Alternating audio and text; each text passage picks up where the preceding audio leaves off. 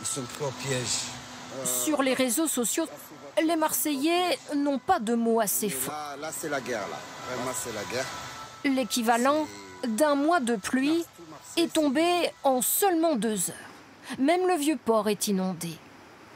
Grosse galère pour se rendre au travail en voiture. Et ceux qui ont préféré le bus ont quand même les pieds dans l'eau.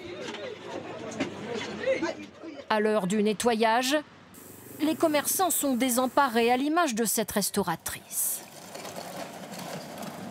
Et ça fait plusieurs fois, c'est arrivé au mois de septembre, au moins 3 fois.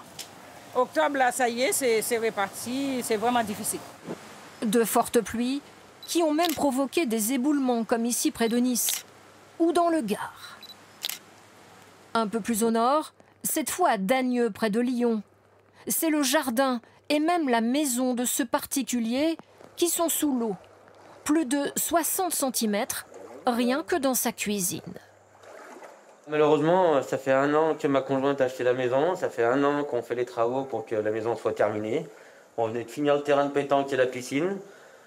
On a tout à recommencer, donc un peu déprimé. Seule solution pour évacuer toute cette eau, percer le mur du jardin. Autre ambiance, cette fois dans les rues de Fraisans, dans le Jura, où la tension monte d'un cran. Parce que tout l'eau, elle vient de la route que vous avez faite, là. Non, c'est faux. Ah bon? Tu racontes, va voir la route qu'on a faite. Je vais aller voir. Va voir. Le maire est pris à partie par ses administrés.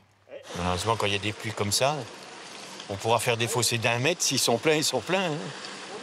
On ne peut pas faire grand-chose sur des phénomènes météorologiques comme il y a à l'heure actuelle, quoi.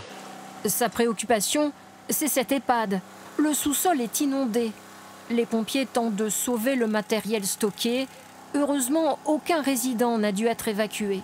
Il faudra encore quelques jours pour tout nettoyer.